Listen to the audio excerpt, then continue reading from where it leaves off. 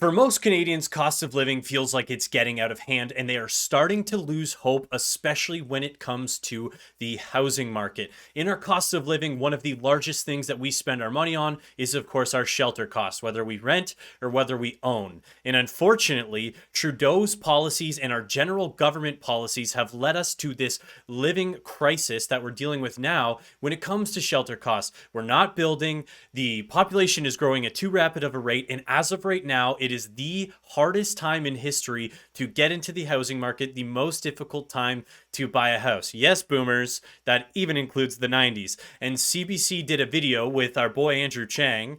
And actually, funny enough, he did get us a surprise at the end of this video talking about housing affordability, something that I didn't think they'd mention. They do cover it a bit, but it's at the end of the video. He sneaks it in. So you do stick around for that. Let's watch today's video because there is a lot to learn and see how can we add some context and how can we maybe fix this. All right, so if you're in your 20s or early 30s looking to buy a home in Canada and your parents ever told you, well, back in the 90s, I had to pay, okay, no one talks like that. If your parents ever told you back in the 90s, they had to pay 15% interest on their mortgage, way more than the shocking rates of 5, 6, 7% today, that's 100% true.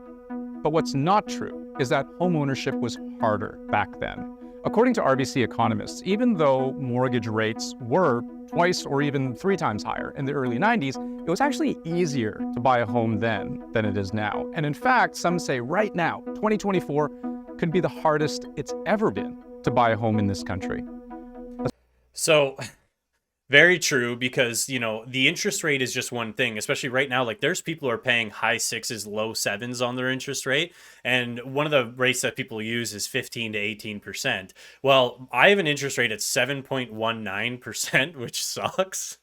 But 7.19% is, you know, it's half of 15%. But in London, Ontario, when you look at what the prices were back in the 90s, I mean, we were probably a tenth of where we are now, depending on the area, of course, but probably a tenth of the price.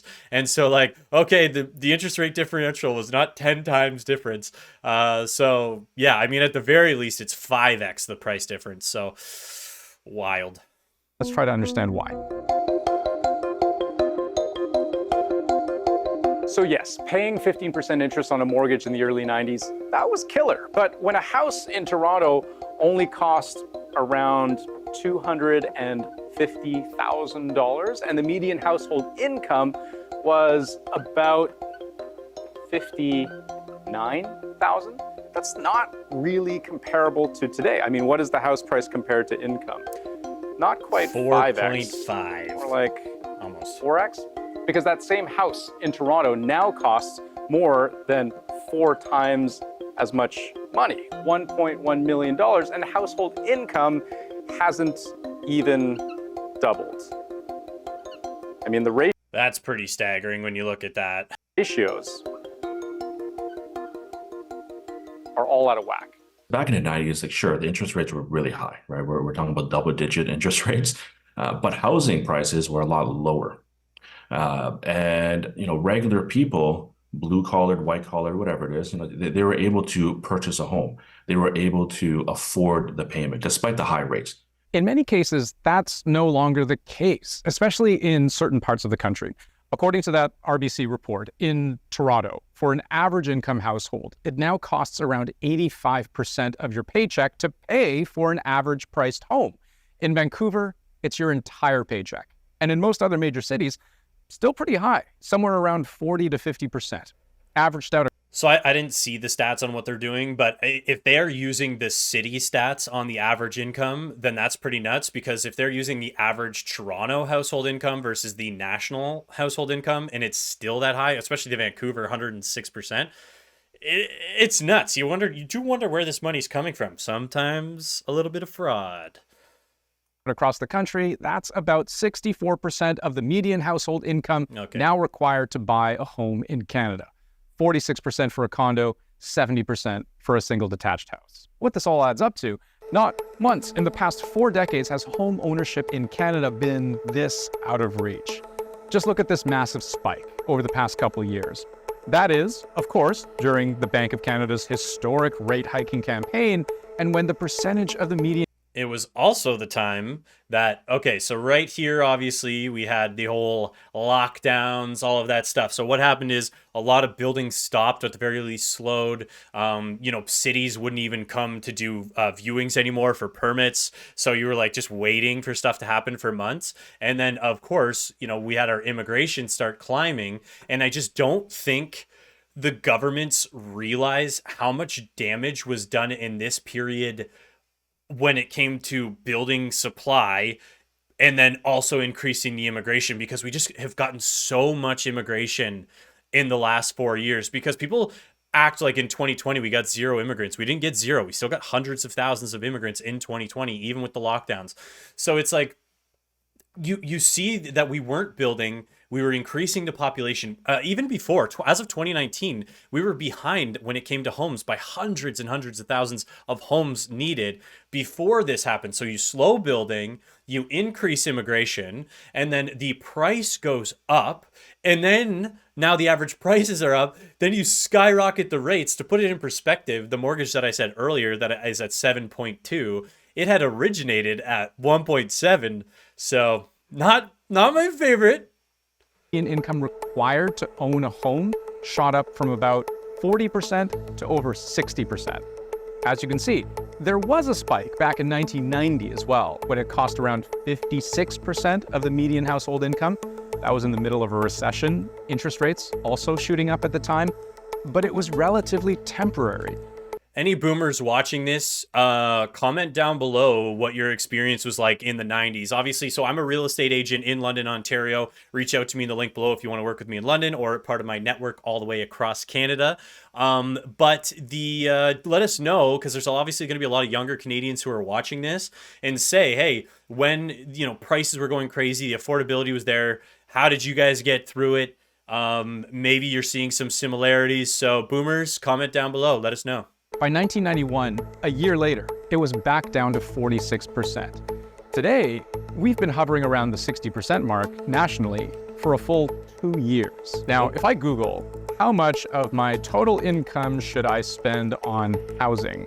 Let me tell you, it's nowhere near 60%. And I'll just read you the first result that comes up here. No more than 30% to 32% of your gross annual income should go to mortgage expenses, such as principal, interest, property taxes, heating costs, and condo fees.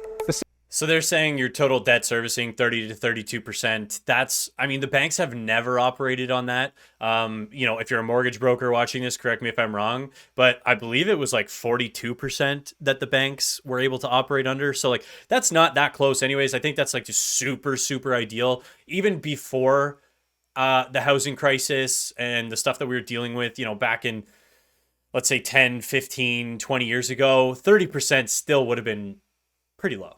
CMHC, which regulates mortgages in Canada, still considers this a useful benchmark.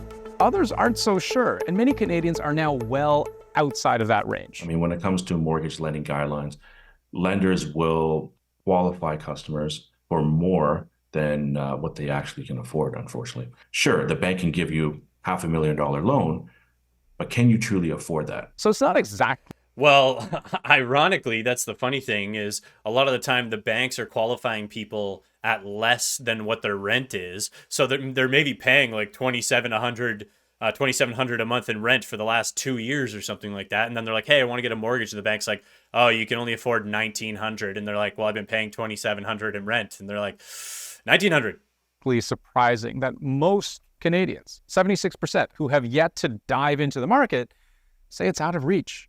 And they're saying, nope, now is not the time to throw my hat into this ring.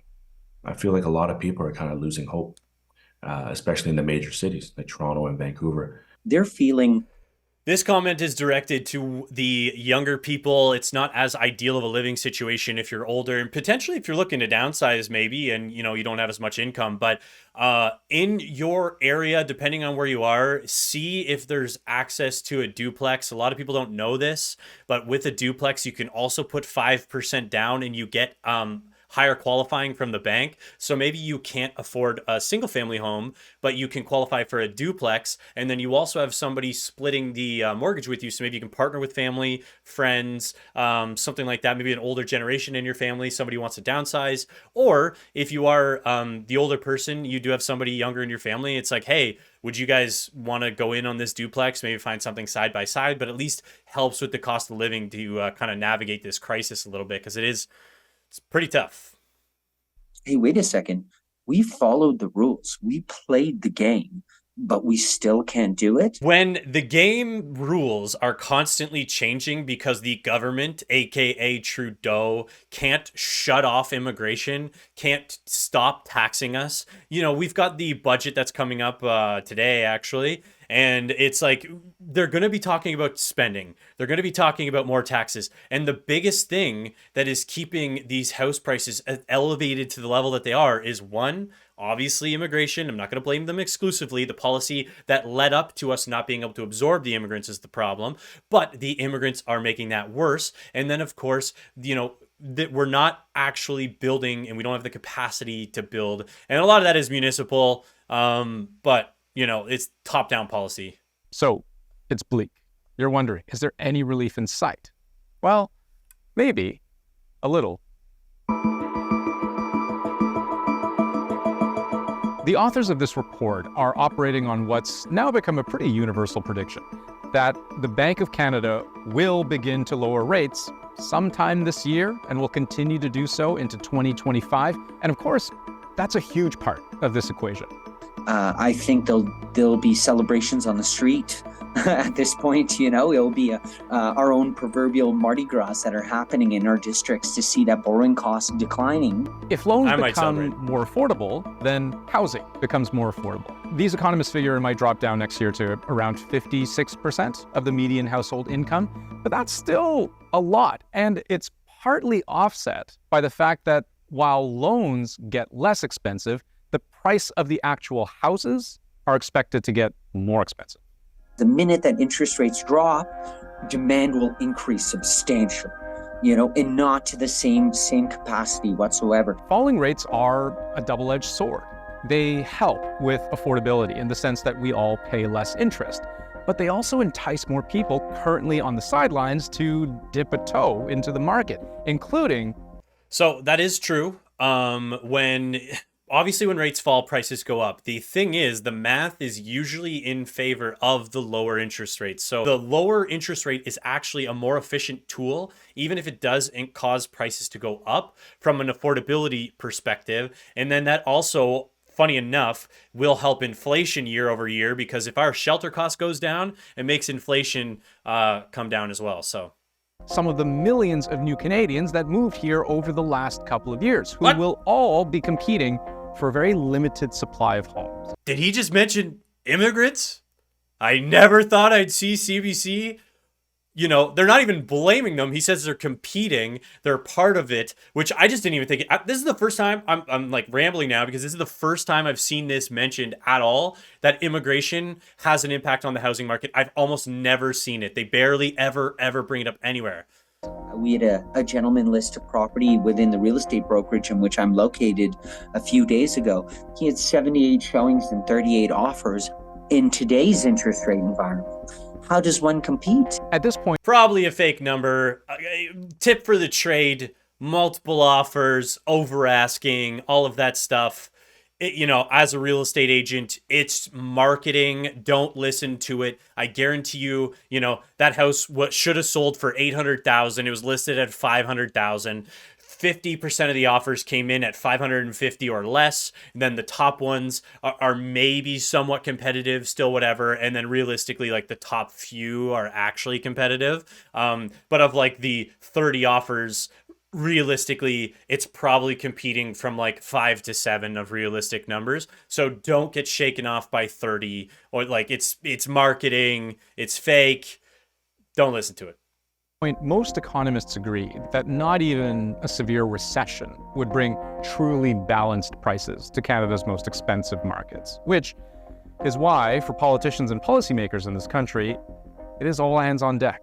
trying to figure out a solution. Crazy that he finally mentioned immigration. They never mention immigration on the CBC, especially in a negative light. So it's wild to see that the Overton window is shifting, the conversation's changing. Again, they still didn't blame them, but it's, a different language for sure. Thank you so much for watching. Don't forget to like and subscribe. Reach out to me in the link below if you do want to work with me as a real estate agent or anybody in my network across Canada, and have a great rest of your day.